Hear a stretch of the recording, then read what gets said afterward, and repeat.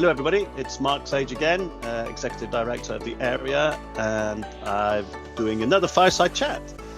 I'm here with Tim Wootton, who is a long-term expert in the immersive tech space, focusing mainly on the medical area, medical space. So he's going to talk a little bit about his experience and stuff like that. So Tim, thank you very much. Please introduce yourself and talk a little bit about your background in immersive tech. Yeah, thanks, Mark. Thanks for having me. I'm an engineer by training, but been working in healthcare for a number of years, starting out in the field in hospitals, educating and working with surgeons and clinical teams, and then moving into training and education. And that was really where cut my teeth with XR and started to really get stuck in with the technologies. How do we deploy them and actually leverage them for a range of different use cases? More recently, I've been leading an internal kind of development team, an XR consultancy group, if you will, within a large healthcare company, and focusing more on the kind of the vision and the strategy of how do we leverage and use these technologies in the future. Nice, fantastic. Okay, and Tim, I often ask this question of people that come on the Fireside Chats. Can you talk about what problems you've been solving by implementing immersive technology solutions? Sure. So I think one of the biggest targets, and I think one of the biggest focuses has been around training and education. So how do we leverage these remote capabilities? How do we use augmented reality, remote technologies, and XR across the different facets to help learners and help users to really understand more of the nuances of some of these maybe very large pieces of capital equipment, but also around some of the more smaller, more disposable devices. But being able to give them a chance to practice, learn the steps, and some of these procedures can have dozens, dozens or hundreds of steps from start to finish. So being able to use and practice in a simulation environment rather than using the actual kind of cadaver workshops or very much more costly in-person experiences, focusing on those for being able to more finesse their expertise and experience. So I think in the most recent couple of years, I think that's probably been one of the key things. So coupling those kind of simulations, but then also with remote expertise as well. So how do we share for support capabilities? How do we bring that expert knowledge that might be on the other side of Europe or even the world? How do we then transport them to the clinical site where they're really needed? And I think one of the biggest problems then becomes time zone issues, actually. Rather than the technology enablement, it's actually the time zone challenges that we've found. And I think the other thing that we've really seen as well is everybody's very familiar with things like PowerPoint fatigue. How do you educate and provide all that content and that information in a more engaging manner to be able to really have that knowledge retention? And I think that's also one of the problems where a number of different teams that I've worked with are really looking to leverage these innovative new technologies like AR for these kind of capabilities that they provide. Awesome, that's great. So kind of in summary, lots around training and educating people in the best, but also that kind of remote assist and helping them step-by-step guides and things like that. So that's pretty certainly amazing. Yeah, I think we're also starting to see some more buy-in and engagement from teams in the manufacturing space. So actually, how do we provide that live instructional guidance, help with that faster onboarding as well? So I think there's some issues there around turnover of staff. How do we bring people in quickly? How do we get them up to speed without having manufacturing process downtime? Because that's obviously the trade-off of the education versus actually the throughput and the actual manufacturing production lines. So definitely starting to see some uptake there as well, and some real interest in that space. Fantastic, that's really insightful, thank you. My other thing, and people would have seen me before, I often use the phrase, show me the money. Show me the money. It's all about for companies to actually deploy this technology and want to continue deploying technology, you need to understand the benefits. So can you maybe talk a little bit about your journey and kind of realization around some of the benefits you've been able to bring by deploying the immersive technology solutions? Yeah, of course. So I think in my experience, really starting pre-COVID, where we were looking to leverage some of these remote solutions, remote camera capabilities, and that sort of see what I see devices, like into the devices from Vue6 maybe, or RealWare, for example. How do we provide that remote presence? So in those, those use cases, we really saw those tangible hard ROI benefits coming from travel time, cost saving there in terms of travel, as well as the kind of the environmental benefit that you're not flying somebody backwards and forwards 3 or 4 times, or even whole teams gradually as things start to escalate through support procedures. So I think there's some real hard benefits that we saw there. I think, as well as I mentioned, around the large capital equipment, so the education and the logistics savings that we can see there. Some of this equipment doesn't travel very well, and if you're sending it from pillar to post, country to country, it doesn't take very long before things start to break. So there's a real tangible cost saving there that comes with that.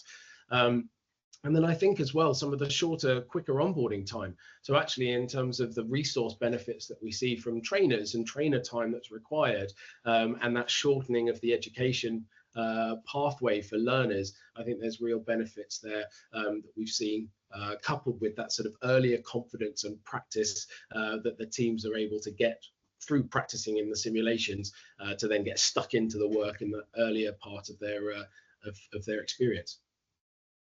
Yeah, no, it's amazing. Thank you. I think, we've certainly, through some of the area of research that we've done, that people tend to keep and retain the knowledge much better by having an immersive experience. Is that been your kind of view as well? And have you seen that with some of the people that you've trained through your immersive training?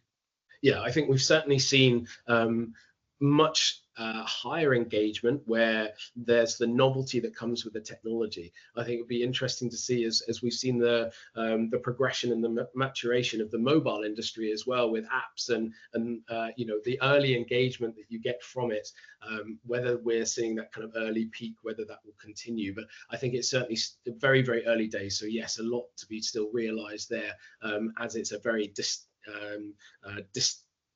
differentiating way to kind of learn, which I think is really exciting.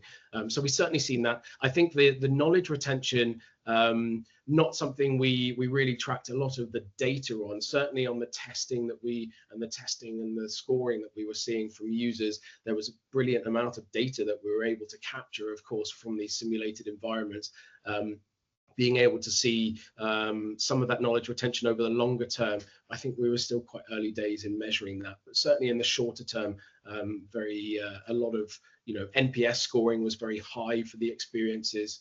But again, I don't think at the moment it's the be all and end all. I think it still needs to maintain a strong position, but as part of that broader learning pathway, and coupled with other hands-on experiences for people to really finesse and get the true haptic benefit of being there in person, potentially with a device or a clinical scenario.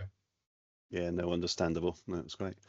So the kind of final question is around the opposite of benefits, the challenges and barriers that you've had to overcome. We do know, and the area does spends a lot of work helping companies and creating content to overcome some of the challenges. Can you maybe touch on a few that you've experienced and what you did to overcome them? Yes, certainly. I think the biggest challenge that we really face with this technology is lack of consumer awareness and understanding of the technology. So the very first step of really implementing and deploying augmented and mixed reality or virtual reality solutions is very much training users, training the learners on actually how to use the technology in the first place. And I think there's a lot of, obviously, everybody's very familiar and aware with our touchscreen devices, but whole new interaction methods, whether it's controllers, whether it's, I think that's the real benefit that we're starting to see with the hand tracking and the voice integration and sensing. So having those much more intuitive ways to interact with these devices. But I think that's still a big barrier to entry at the moment. As part of that as well, you'll have the younger, maybe, or I say younger, but maybe the more tech savvy members of the group, and then maybe you'll have the laggards and the ones less familiar, and striking that medium between the two can lead to quite a lot of frustration in group settings, we found. So keeping and maintaining a smaller group, allowing that focus time for education scenarios to be able to get people up to speed was a real take home and a learning point for us. we spend a lot of time building our own in-house applications. And I think as the demand has grown, and as we really started to work through those projects and working through multi-year simulations and with growing modules, that cost of ownership really starts to rear its head further down the line.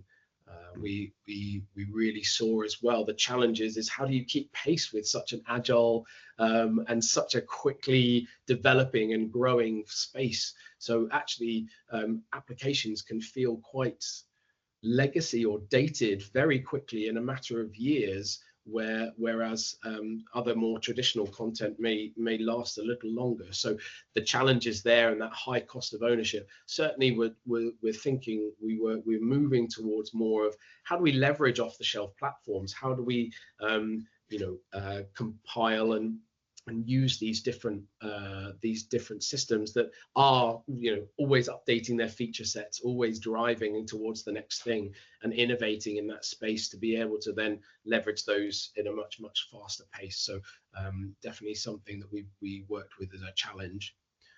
I think as well, a couple of other last things that we were really tackling was around data silos, in fact. So you build these simulations, you build these applications, and finding that the amount of data that you're getting is phenomenal, but then actually how do we couple that into those broader LMSs? And again, that's another great argument for using some of these off-the-shelf platforms where they already have those partnerships in place to be able to couple that so that you're not having to report in one place and another place and another place. It can compile those all together quite nicely.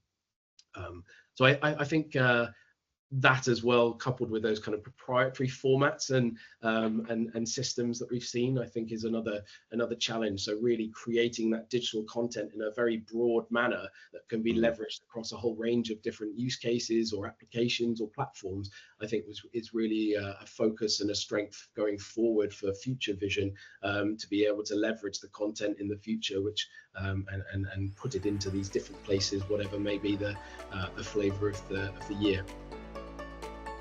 Perfect. Thank you, Tim. Some really insightful answers to those questions. Wish you all the best, and thank you very much for your input, and we'll speak to you very soon again. Thanks very much for having me, Mark. Speak to you soon. Cheers, bye. Bye-bye.